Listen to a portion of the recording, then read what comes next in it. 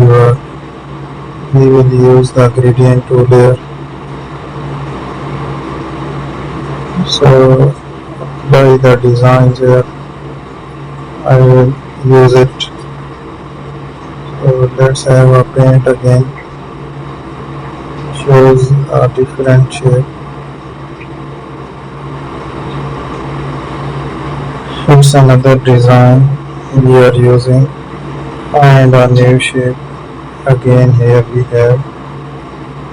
So let's try that shape here.